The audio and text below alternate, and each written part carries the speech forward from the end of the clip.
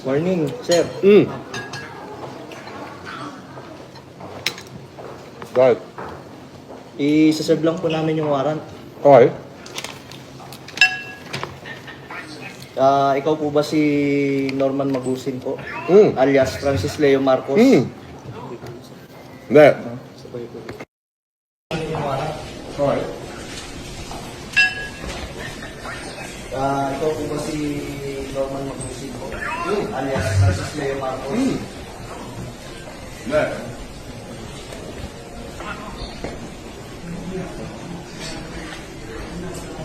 Okay.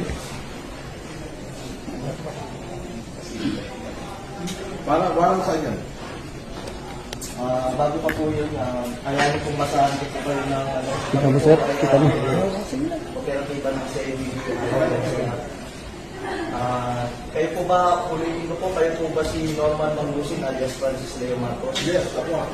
Kayo ay aming ina-arresto sa bisa ng warrant of arrest na issue ng RTC Branch 294 Paranaque City for violation of unjust fixation under Article 287 of Revised Penal Code as amended in relation to Section 6 of RA 10175. Kayo ay may karapatang manamili, sir. O sa walang tigo o anuman ang inyong sabihin ay maaaring gawin pabor o laban sa inyo. Sa anumang hukuman, kayo rin ay may karapatan kumuha ng sarili ng abogado at kumuha ng at kung wala po kayong sariling abogado, kayo po ay pagkakalooban ng libre ng gobyerno. Andito ako sa inyo. Kumuha ng sarili ng doktor na magsusuri ng inyo. Sir, pwede paano po yan? Ano yung karapatan po? Sige. Kayo rin po ay may karapatan po magpasuri sa sino mang doktor. At kung wala po kayong kakayahan, ay pagkakalooban po kayo ng libre din po ng gobyerno, ng doktor na susuri po sa inyo. Okay. Ito po, naiintindihan niyo po ba ang inyong mga karapatan? Naiintindihan ko. Okay po. Kayo po ay sasama po sa amin para po sa inyong... Attorney, unjust fixation daw sa Paranaque. Hindi ko alam kung sino complainant nito.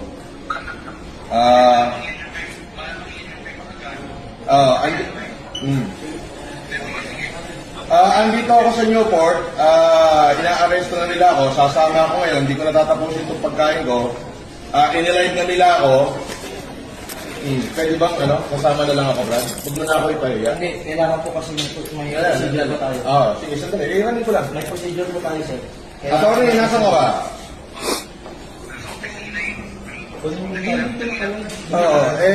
Kailangan bilan nyo na ako rito.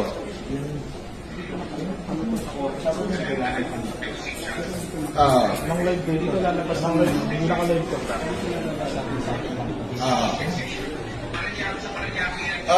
Sandali lang, sabi ko lang abogado ka.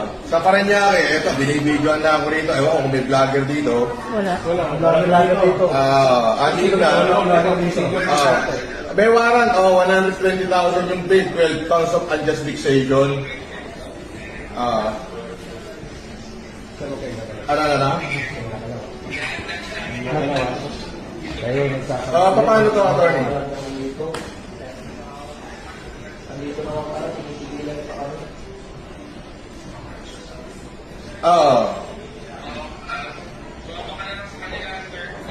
Tapos, Pwede po kayong kasuhan ng obstruction of justice,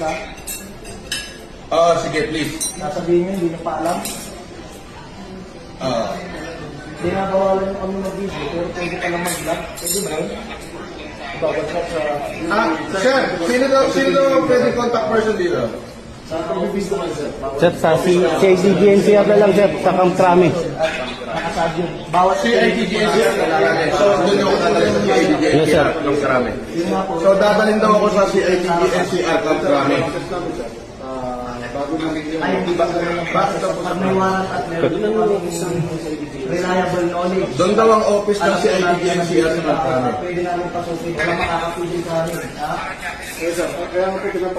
Sir, yung warrant, sir, is all over the Philippines, sir. Nationwide daw yung warrant. Maayos mo yung coordination namin dito. Kaya ang Naman sa warrant yun. pag may ganito operation at kailangan talaga yung video, we need to inform mo na si Taco. Kaya namin. Ganun po kasi yung process yung Taco. Opo, may process po. Pero yun nga po, may knowledge na po at bibigay sa business na ito mo, ito natin. Pwede mo malis. Sandali, attorney. Ano yan, pwede mo ano yan eh. Pwede mo... Ako po, lahat po ng binibintang nila, natapos na ho noong 2020 pa, naging kaso ko na ho lahat yan. At na-acquit ho ko dyan. Ngayon ho, yung laban namin ni Makagago, ako ho ang unang nagsampa ng kaso sa kanya. Oo, ako ho unang nagsampa, ako unang nawaran. So, unjust fixation lang, kung ipahiyaan niyo ako sa buong Pilipinas, grabe, para akong pumatay. Yung sinasabi niya marami ko inistapa, 2020 pala, ang dami na nagsasabi niya, wala naman nagkatotoo, kahit isa. Tapos papahiyain niyo ako, national TV, ng ganito, na keso ako daw ay nagmura kay ganito. Merong dahilan ho yun kung bakit ako nakapagsalita ng hindi maganda sa isang general. Tanga ka! Iyak! Wala, meron nung dahilan yun. Pero ang totoo niyan, unjust fixation lang. Ang na ito, tunay na kriminal. Legit. Ayan. Simula pa lang po ito, naglaban namin. Simula pa lang po ito. Tuloy-tuloy yan. Buong taon mo yan, makukulong. Kasi literal na hindi ko tatantarin yan dahil napakaraming tao dito yan, lalo na aking asawa. Ang dami kong kabastusan na sinabi ng tao na yan sa asawa ko. At sa pamilya ko, at lalo, sa akin okay lang. Influencer lang naman ako eh.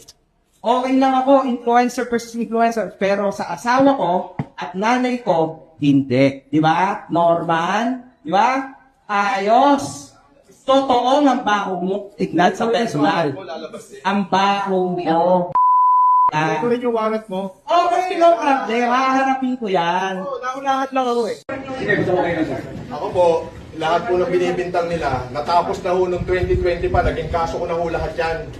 At na-acquit ho ko dyan. Ngayon ho, yung laban namin ni Makagago, ako ho ang unang nagsampa ng kaso sa kanya. Oho, ako ho unang nagsampa, ako unang nawaran. So, unjust fixation lang, kung ipahiyaan niyo ako sa buong Pilipinas, grabe, para akong pumatay.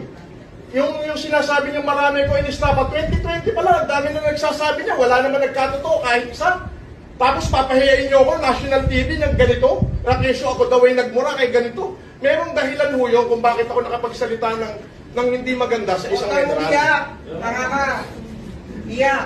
Wala, meron nung dahilan yun. Pero ang totoo niyan, unjust fixation lang. Pinahiyaan niyo ako buong Pilipinas na ganito, grabe. Mas mabigat yung kinaso ko sa'yo, hintay mo warrant mo.